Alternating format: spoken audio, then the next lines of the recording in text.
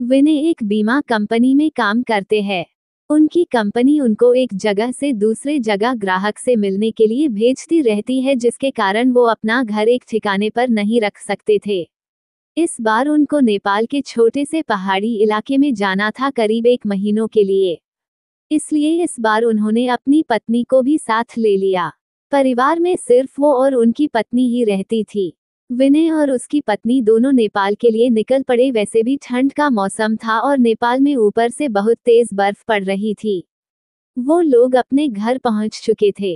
अपने घर तक पहुंचने के लिए उनको बहुत संघर्ष करना पड़ा, क्योंकि घर छोटे से गांव में एक पहाड़ी इलाके में था, जिसकी वजह से दोनों बहुत थक चुके थे। रात के 12:30 बज चुके थे। जहां वो रह रहे थे वहां दूसरे घर एक दूसरों से बहुत दूर दूर थे।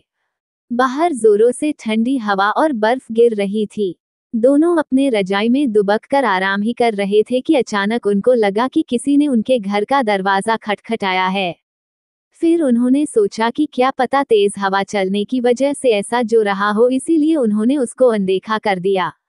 अगली सुबह विनय जिस काम के लिए आया था उसके लिए वो निकल पड़ा। उसकी पत्नी घर में अकेले ही थी। उसको समझ नहीं आ रहा था कि वो घर में बैठे वक्त कैसे बिताए। उसने सोचा कि चलो क्यों न बाहर जाकर ही कुछ देख लिया जाए।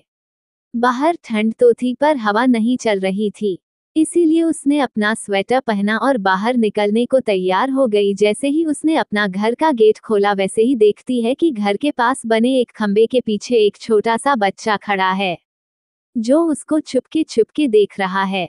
विनय की पत्नी ने उसको अपनी ओर बुलाया पर वो नहीं आया और वो वहां से भाग गया। अगले दिन भी कुछ ऐसा ही हुआ। वो लड़का उसको फिर से घूरे देखा जा रहा था। इस बार उसकी पत्नी ने उस बच्चे को पकड़ लिया और पूछा कि तुम यहाँ क्या कर रहे हो। उस बच्चे ने कुछ नहीं बोला और न ही कुछ बताया। विनय की पत्नी ने उससे उसके घर के बारे में पूछा, तब भी वो कुछ नहीं बोल रहा था। आखिर में उसका नाम पूछने पर उसने अपने धीमी सी आवाज में अपना नाम सूर्य बताया और फिर वहां से भाग गया। उसको उसका व्यवहार कुछ समझ नहीं आया। ये सिलसिला ऐसे ही चलता रहा। वो बच्चा रोज उसको खंबे के पीछे से निहारता रहता था। उस दिन रविवार की रात थी। दोनों घर में अंगीठी के सामने आग ताप रहे थे, क्योंकि बाहर की हालत बहुत खराब थी, इतनी खराब कि कोई थोड़ी देर के लिए बाहर निकल जाए तो उसकी जान चली जाए। अचानक दरवाजा किसी ने खटखटाया। उन दोनों को फिर से लगा कि शायद हवा की वजह से ऐसा हो रहा हो। तभी फिर से किसी ने दरवाजा खटखटाया। इस बार खटखटाने की आवाज साफ आ रही थी। ये आवाज सुनकर दोनों डर गए, क्योंकि इतनी रात को, वो भी जान ले लेने वाली ठंड में, आखिर कौन हो सकता है। दोनों केवल एक दूसरे का मुंह देख रहे थे। अचानक दरवाजे के बाहर से धीरे धीरे रोने की आवाज आने लगी। तभी विनय ने जोर से आवाज में बोला, कौन है बाहर। कुछ देर तक आवाज तो नहीं आई, पर बाद में एक धीमी सी आवाज आई, दरवाजा खोलो, कृपया करके दरवाजा खोलो, बहुत ठंड है। ये आवाज किसी छोटे से बच्चे की थी। तभी विनय की पत्नी को ये आवाज जानी पहचानी लगी। उसने कहा कि ये तो वही बच्चे की आवाज लगती है जो रोज घर के बाहर खड़ा रहता था। विनय की पत्नी ने कहा कि हमें उसे अंदर लाना चाहिए। वो भागते हुए अभी दरवाजे के पास जा ही रही थी कि अचानक उनके घर के फोन की घंटी बाजी। फोन एक पड़ोस में रहने वाली औरत का था, जिससे आज ही विनय की पत्नी मिलकर आई थी। विनय की पत्नी ने फोन उठाया। वहां से उस औरत की आवाज आई, हेलो जी, मैं आपको बताना भूल गई थी कि अगर आपके घर के बाहर कोई भी दरवाजा खटखटाए तो उसको मत खोलना। विनय की पत्नी ने कहा कि अभी मेरे घर जे बाहर एक बच्चे की आवाज आ रही है जो दरवाजा खोलने को कह रहा है।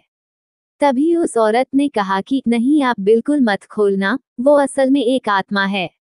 यहाँ जब जब तेज आंधी और ठंड पड़ती है, वो तब तब सबके घर के बाहर जाता है और दरवाजा खोलने को कहता है। वो ठंड का बहाना बनाता है और दरवाजा खुलवाने की कोशिश करता है।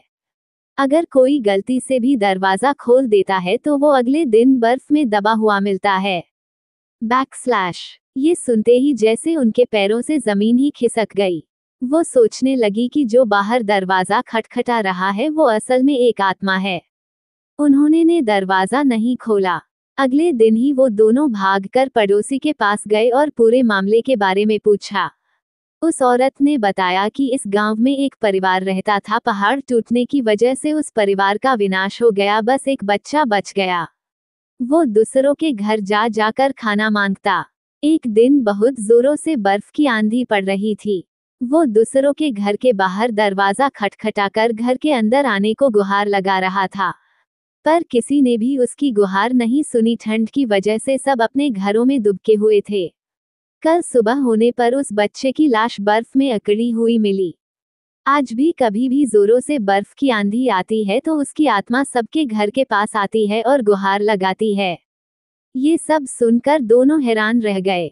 लेकिन वो वहां 1 महीने जब तक रहे तब तक 3-4 बार उनके साथ ऐसा ही हुआ। लेकिन विनय का काम खत्म हो जाने पर वो वहां से चले गए। पर विनय की पत्नी में दिमाग में एक रहस्य हमेशा बना रहा कि उस घटना के बाद जो बच्चा उसे रोज घर के बाहर दिखता था वो कभी नहीं दिखा। यदि ये कहानी आपको पसंद आई हो तो अपने दोस्तों और अन्य लोगों के साथ शेयर जरूर करिएगा।